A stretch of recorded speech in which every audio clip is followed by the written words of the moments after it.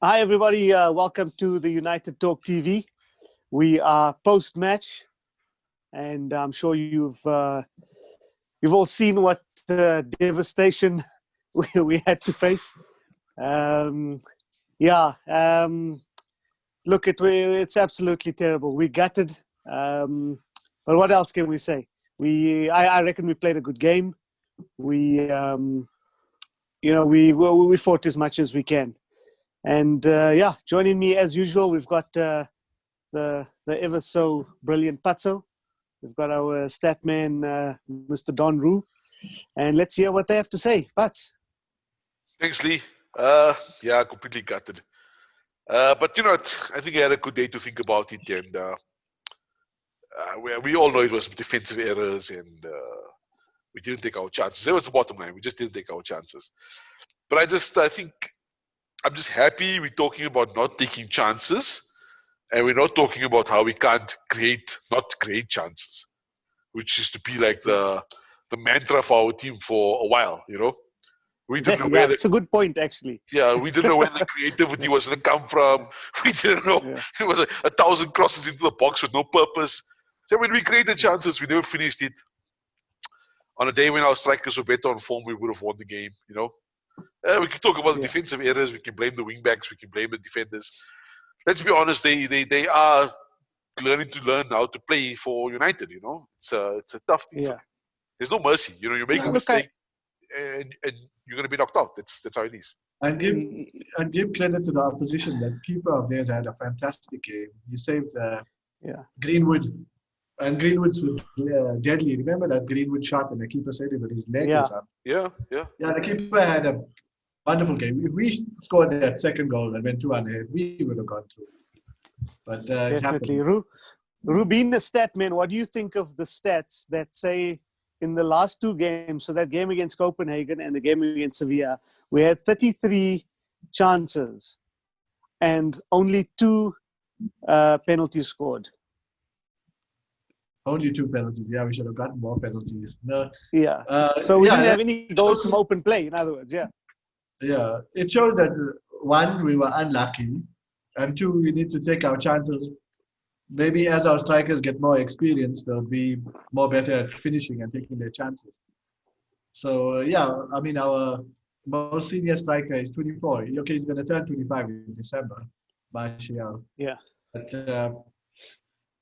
that's why we probably need more firepower on the bench to, like Ole, like he used to be a super sub to come in. We need that player that can come in and effect change. Yeah, come in and finish and take the chance.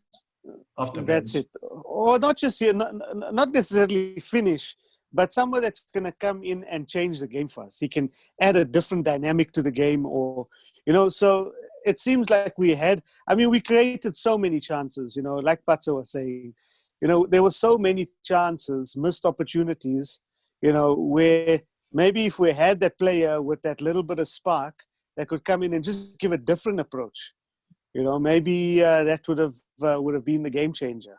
But I agree with you. Like it's, like in hindsight, you think about it, maybe starting a Mata or even maybe starting a Lingard instead of Rashi, and let Rashi be the option from the bench to come with some firepower if needed. Might have been an option. Yeah. Starting a Dan James and having a Greenwood on the bench to come in, it might be an option, something different. But you can't blame Ole. Like he went for a team that's performed. They've been performing. They've been winning games. They've been getting chances, and they are the best 11, right? I mean, you can argue about maybe Fred over Matic, but by and large, with the exception if Shaw was not injured, that was the best team we could put out. So, you can't really fault the manager. People can say that he could have made his subs earlier. Maybe he could have. But again, you understand where he was coming from, right? We only conceded with 10 minutes to go anyway. Up to that point, the game was even. And he was even. And we looked like we were gonna score. Yeah, he was probably thinking, if I get a goal, then I'm definitely make my subs, bring everybody in to waste some time and to fresh legs to just contain the game. It didn't happen that way, but I think let's take the positives out from it. We got it. We wanted a final. We wanted to have a chance to play for a trophy. Hopefully, next season we can push on. was a No, sucker punch definitely. goal. Yeah.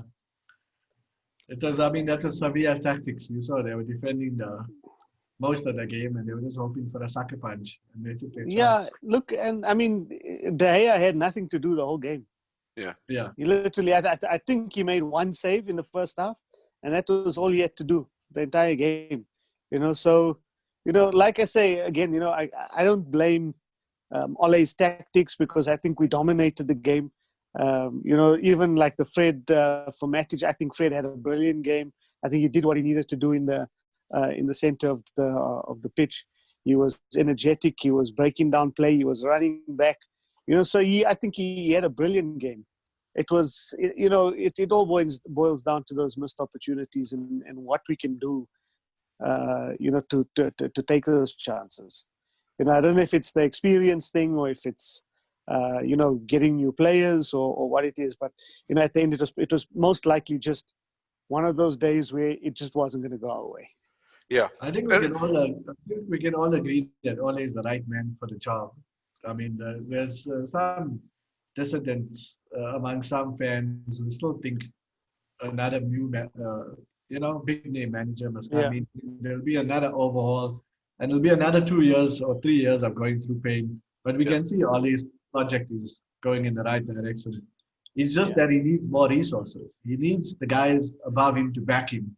And that's what's concerning me, is that we're not out of the blocks in the transfers. Even Arsenal and other clubs are closing deals. Arsenal I think today there's news that they're closing a defender for 22 million. Yeah. And we just, our news is that we're constantly just negotiating for one player. And meanwhile, other clubs are moving quickly for players. So, just going to talk about what you're saying now, Ru, and bring it back to what Lisha was saying. The last time we played in Champions League, which is the level we want to be at, we won another Champions League title, right? We want to get a league and a Champions League title. That's where United has to be. Yeah. That's the way we will consider any project to be a success. The last time we were in the Champions League, we lost 2-1 to Sevilla, right? But in that game, David De Gea kept us in that game until they scored the winning goal. He was the keeper who made all the saves. So from then to now, it was a complete opposite. It was their keeper making all the saves. You know what I mean? So the proof is there. All he's done his job. He's transformed the team. But that lack of quality, that's not a problem this season. That's been a problem for the last 2 or 3 seasons. We've been talking about it for a while, right? Everybody's been talking about it for a long time. And we had a good transfer window last summer. But even last summer, when we brought in Maguire, when we brought in Bissaka, when we brought in Dan James, we still said, well, we got 3 good signings. We're still 4 signings short. Because it wasn't like we only needed 3 signings. We knew we needed more than 3 for a while. So if the Glazers don't back us, who made a good point here? Yeah, Lee? You were saying? Sorry, you were saying, Patsa? No, I was just saying I was saying that Ru was saying that, Oh, sorry, the feed seems to be a bit delayed. Yeah. Hold on. You're going to have to edit it. Or just post it, who cares? Yeah, I'm not sure. I'm not sure why. So Ru was saying that some people out there that are, Ole out and, they want someone new to come in and so on. But you're 100% correct when you say if we get a new manager in now, he's going to come in with his whole idea and his whole philosophy and all of that all over again. So it's going to be a complete overhaul again, where we're going to have players coming in and out and the manager trying to get players to play his style. So it's not going to be instant success, It's going to be another 2-3 years, and I'll go back to that comment I made about Klopp. It took him 4 seasons before he won something. And the seasons before he started, actually getting anywhere, he finished 8th. I think was it then afterwards only 2nd and 1st? Somewhere around there. But it was it was something like that. I don't keep up with it. But I saw something about his stats. So I mean, we finished 3rd. We got to 3 semi-finals in Ole's first full season, which already shows. I mean, like I keep bringing up as well the mentality of the team. and Ole keeps bringing it up as well, and we can all see it.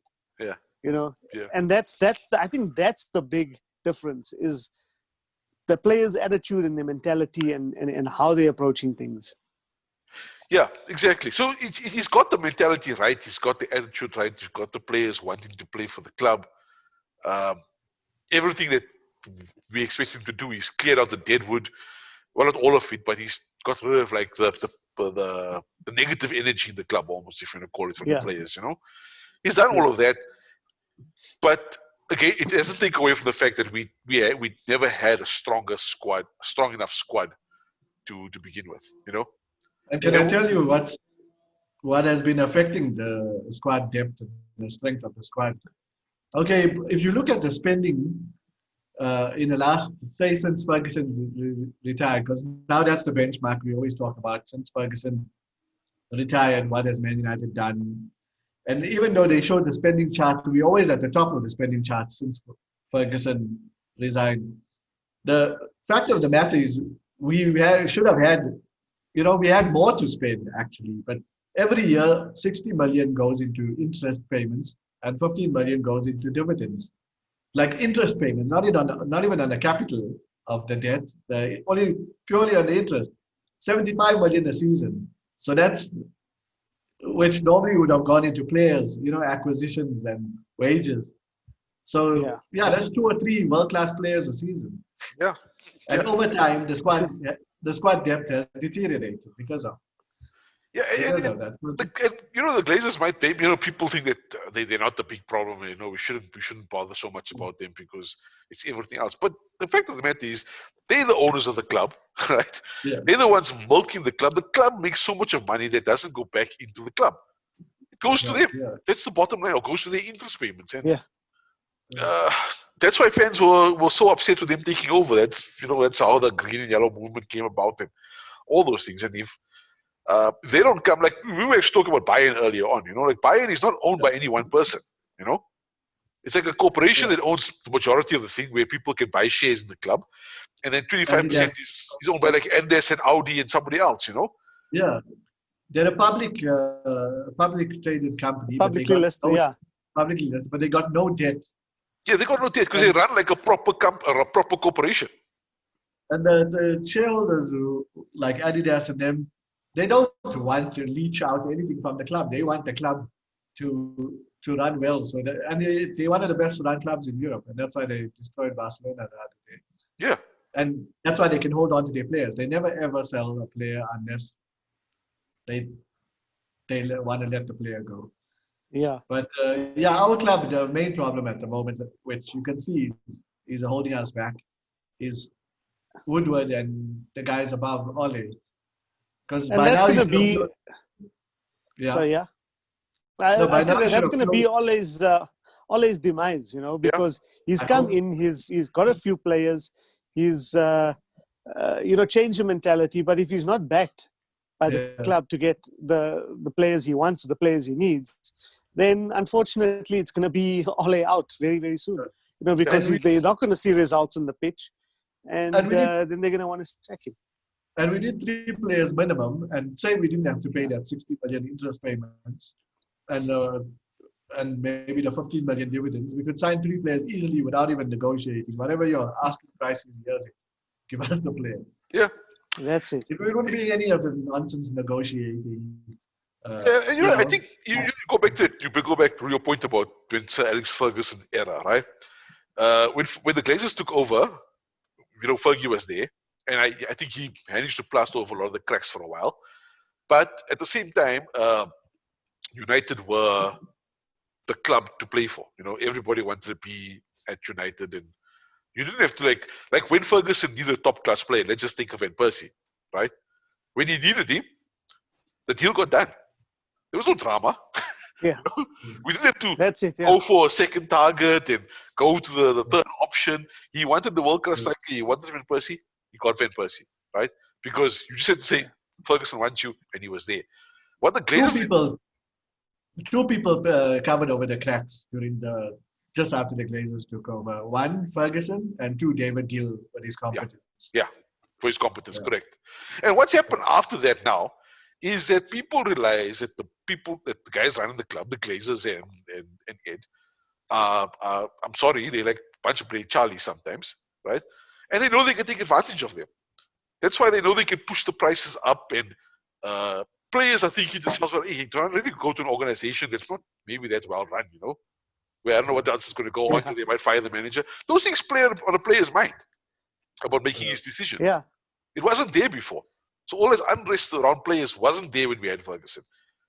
It started. That's it. Players' first choice was always United. It was never like, they're still deciding, or they might go somewhere else, or they're looking at offers from other clubs. If it was United that said they wanted the player, that was it. There was no second and third choice clubs. Well, let's be a little bit fair. When City and Chelsea got the money, they started getting some of the players. Like we were interested in David Silva a little bit, but then City just paid all the money. We didn't want to. Even with Chelsea, we didn't want to get into bidding wars, and then Chelsea got talked by SCN. So to be fair, when they got the money, they just started smashing it. But back to what you were saying. Other clubs are looking at our guys, directors, at board level, and you're right, they're seeing Charlie's. That's why they probably go into Ed Woodward and they showing their catalog of all their players they want to get rid of, all these. And that's why agents are also going and taking Woodward for a ride and probably wasting his time. Like today, there was a news about David Alaba might go to Man United or Chelsea. I think the guy is just negotiating a big contract at Bayern. And his agent, that Pini Zihabi or whatever, probably just went to Woodward just so that, he can go back to Bayern and said, look, I spoke to Woodward and Woodward's willing to offer me this. Meanwhile, he's just wasting Woodward's time. That's why Woodward is probably wasting so much time on nonsensical transfers instead of closing what him and Ole worked on, Yeah. And I think United is a club that we can always be linked with like every cat and dog player that's out there, Every time someone wants a contract extension, they'll link themselves to United so that the club can give them an extension. I don't think that's going to ever stop. But this need for new players is not now, It didn't come up in July. This is stuff that we know has been worked on since Ole took over. Not even when he became permanent manager. Since he took over, he was working on the players to improve clubs and to improve the clubs. So how are we not getting the deals done? Why weren't some deals already done as soon as the transfer window opened? People were announced. I don't get it. That's it. Like if you look at Chelsea, before the window even opened, they already had Kai Havertz and what's his name? Lined up. Timo Werner and that. Timo Werner. Ziyech. Sorry. Yeah. Ziyech and Timo Werner. They were already lined up. As soon as the transfer window opened, they announced it. Yeah. There was no. And the only reason they didn't close Kai Havertz is because Leverkusen didn't like the way they negotiated. They also were unhappy that the deal wasn't going so quickly, and then they tried to blackmail Leverkusen. Chelsea with some information. I don't know how Chelsea, they work like because their owner was, I don't know, in the KGB or something. Yeah. They tried to blackmail. Leverkusen director into selling, but then now it's the relationship is damaged. That's why it's not going to. Yeah. So that's probably a mistake on their part. But that Nathan Ake, whatever his name was, right? The Bournemouth centre back. Obviously, City were going after him. I don't think they just decided to hijack United's bid. They were obviously scouting the guy beforehand as well. We most likely were scouting him as well. They managed to close the deal, quickly. Yeah. So fast. And there was no issues. There was no, back and forth with the club in negotiations. They wanted him. They went and they bought him. Yeah. They were the Valencia guy. And that was it. Yeah. I mean, if you look, if you look at our last three signings. Yes. Okay. Sorry, Patso, you go ahead. No, I'm saying we've been linked with Sancho, not since July. His name was propping up last year already. Surely by now we don't know the inner workings of it, but I'm assuming guys don't start talking to each other when the transfer window opens. You know, these agents are talking Exactly. to the scouting team and they're talking to the owners. They're having their conversations beforehand because they can work throughout the year. Sure, the deal can only happen during transfer window, but they can talk about things. They can agree things beforehand as to what's going to happen. Yeah, exactly. They can get everything in place beforehand. Yeah, transfer window opens, paperwork done, deal's done. Mourinho, we agreed that he was toxic. He got toxic for United and needed to go eventually. But a few things he did right is he fought with Woodward and challenged the Glazers and wanted them to get a director of football. Because he immediately pinpointed that these guys are not good at negotiations and not good at getting players. So he fought with them to get that director. Then they were even thinking about it. They were saying they want to get that Seville's Monchi. They were looking at one or two there of the Italian clubs. All these shrewd clubs that are good. The guy from Red Bull, from Leipzig, who's playing in the semi-finals tonight. They wanted him to come in. I mean, look what he did. Look what he did to that club in 11 years. He took the club from being formed to Champions League semi-final in like 11 years. It's ridiculous. So then they were talking about it and thinking about it. But then after they got rid of Mourinho, they thought, okay, the problem's gone now. I think Solskjaer would accept however slow we. Now Solskjaer, it's coming out that he's also getting frustrated at the slow pace of the transfer. Yeah. So we go back to square one. Yeah. I thought we were over that whole hurdle when, with our last few signings, because things look, even though like the Fernandes thing was, it started in one transfer window, ended in the next transfer window. We still, I mean, if you look at Wan-Bissaka, James, Maguire, it was pretty much like, easy signings where there was no back and forth, except with Maguire, there was a little bit of, here and there, whatever. But I thought we were over that hurdle now. We're okay, cool. Ole wanted the players. We got them. The Maguire one also. We ended up paying what Leicester wanted. So what like Leicester wanted, They told us 80 million at the start. We negotiated for 1 month just before the league started. I think we signed him. Yeah, and then I'm sorry. I know we're not supposed to swear on our channel of the arts, but fucking hell. Because you guys are right. We thought we were over the hurdle, but I will be honest. When my eyes started getting a bit panicky about his clear situation as well, I didn't want to go negative or anything else because the team who seemed to be on a good track. So let's just be a bit positive. But Bruno closed on the 31st of January, right?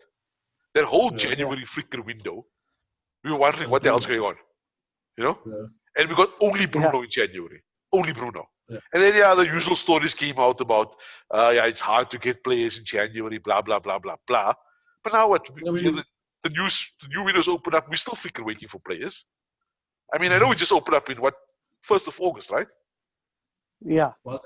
It was actually like we mid-August now. Yeah, it was just after. Yeah. It was just I think like beginning of August. Yeah, because the season ended 31st of July, and I think it opened just after that. Yeah. I think, yeah. And now there's this whole thing. I mean, it goes to a certain point, and then there's going to be 2 weeks where you can only trade within the Premier League, right? You can't even buy from outside or something. That's how this whole new extended window is going to work.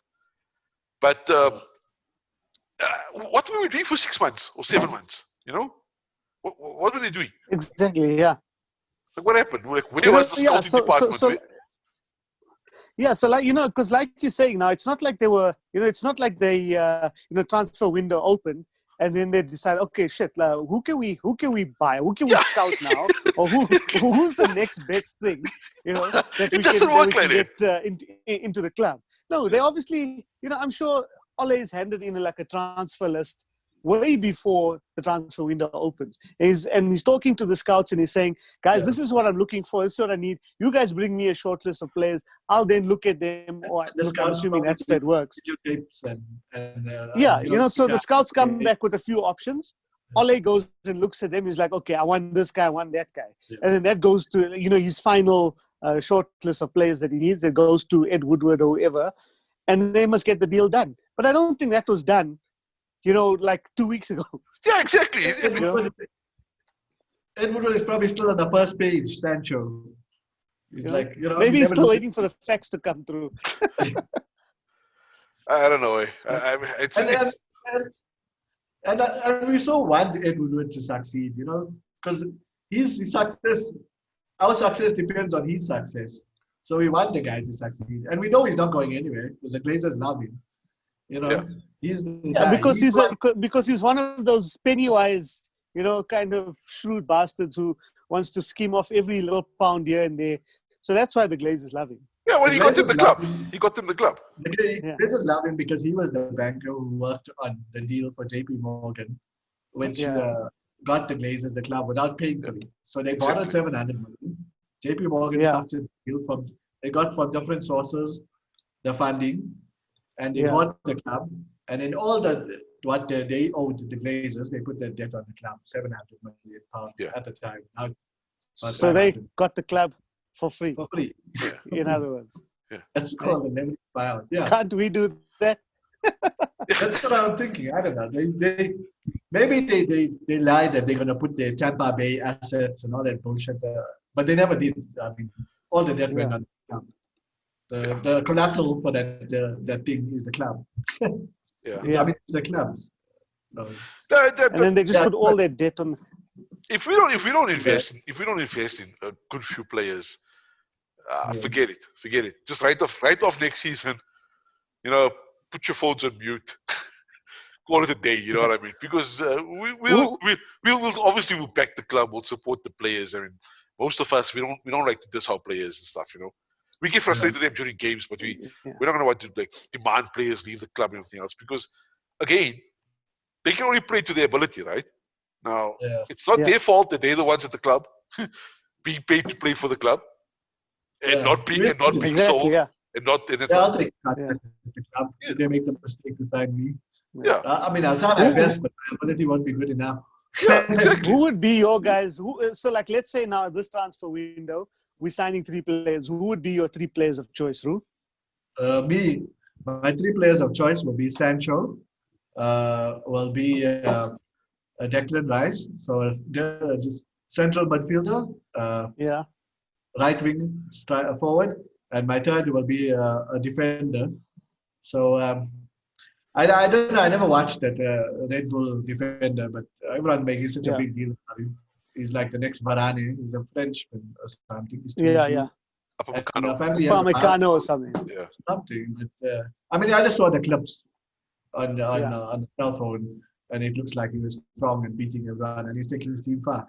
So someone like that. Obviously, hopefully they do better scouting than just me looking at video clips. But a defender like that, he's going to come in and everyone wanted him, but he came to Man United, a top class defender, left-footed to play with. Maguire's playing out of position. He's playing on the left side.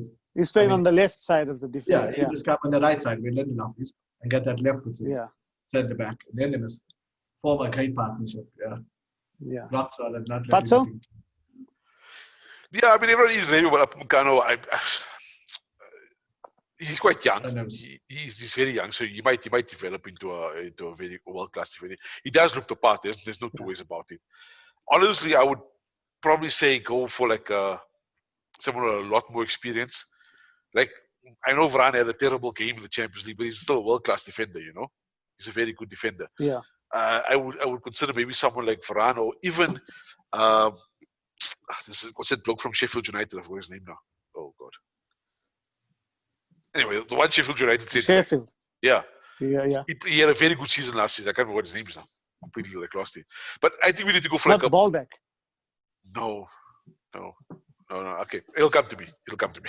But we definitely need a proper world-class centre back, experienced, someone who's just going to come in like Maguire did, settle immediately, and play 100% of the games.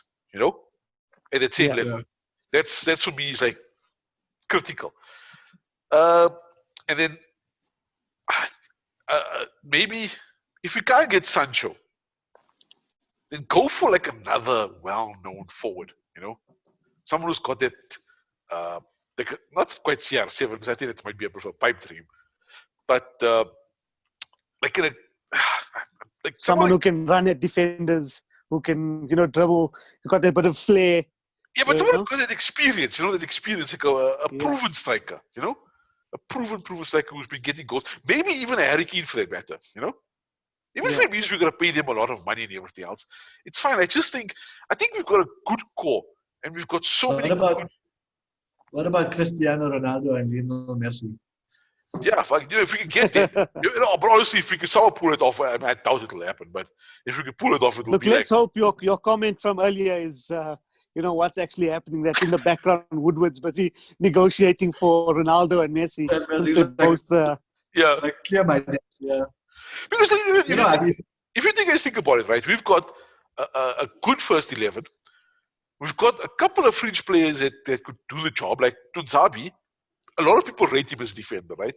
He had a torrent season with injuries, but we haven't seen the best of him yet. If he stays injury-free next year, I think we might actually be not even be thinking about buying a defender, to be perfectly honest, right? So do you think that's maybe Ole's plan?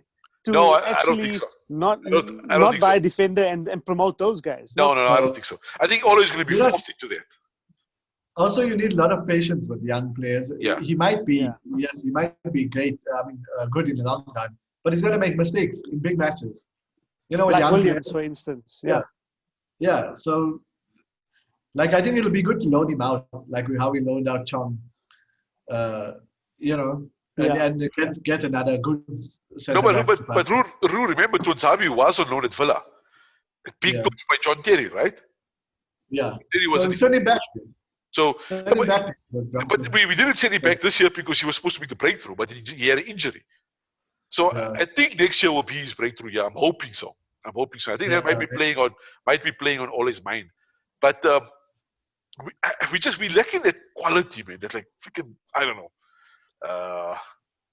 options. Those players who can just give you the options immediately, not players who can play in or anything. I was just checking Sheffield United's defenders. Were you talking about Phil Jagielka? No. Just kidding. Chris Basham, Jack O'Connell. I think it was O'Connell. I think it was Jack O'Connell. Yeah. I think it was Jack O'Connell. He had a good season. He had some pretty decent stats. Like nothing. Number 5, 26. Yeah. So I saw reports now of that. What's his name? Sarr from Nice on a free. I've never actually seen him play, but 22 years old, left-footed, strong, fast, pretty much, like everything you'd want in a defender, and he's going for free. If it was really good, someone would have picked him up by now. Guys, we've got 4 minutes left, by the way. Just let you guys know. 4 minutes? Yeah. So quickly. Okay, so just give your last thoughts there, Ru, on transfers. I'm worried. I was worried about the Sevilla match, because I actually didn't give my prediction that day, but I was going to give my prediction that we're going to go to penalties, and I was worried that it doesn't say much penalties, but then we looked like we lost before penalties. Now my main concern is our guy Woodward. I don't know if we bring in 3 players. I don't know. He might get in Sancho and then close the checkbook. While City will, just go and get him. Pats, your thoughts? Yeah, I'm with Ru. I'm worried. I mean, I think Ole needs options. Not options to play different things, but it's going to be a long season. Yeah. He needs to be able to rotate players and he doesn't need options. Sorry, let me take that back. Ole needs to have 22 players that he can trust to do the job that he sends them out to do. That's what he needs. So he needs to be able to rotate the player, and when that player comes in, that player does the same job as the player who went out. Sure, for some games you're going to need certain of the guys to step up and bring their world class. Yeah. But at the moment, what's his options? We're struggling. Who we bring on? Jesse Lingard. What's Jesse Lingard going to do? You know what I mean? He's had his chance. He's tried before. He hasn't done it. Right? He's going to have to move on from there. Yeah. So I think Ole just I agree with both you guys there. Yeah, I agree with both you guys there. It's concerning that the transfer window is already begun, and we're still busy negotiating. Then the deal's on, then it's off. So it's concerning that we might not get anyone. Not even, or if we do, it's going to be some second, third choice player that we didn't really want. And you're right. Ole needs that 22, 23 players that he can trust. That if he brings off, takes Martial or Rashford or Greenwood off, he knows that he's got another 3 that he can fully trust to do the job. So yeah. Anyway, gents, thanks for the call tonight. Thanks to everyone for joining in. We still got 2 minutes if Give anyone wants us to say your anything thoughts. else. Yeah. Oh, we've got 2 minutes left. Nah, that's But, I think we kind of wrapped it up. I think we kind of we've got our thoughts out. Let's we if need you've got transfers. anything else to say, We need transfers. yeah, hit us up in the comment section. Let us know what you think, and we'll see you guys soon. Thanks, guys. Thanks, guys. Cheers. Ciao.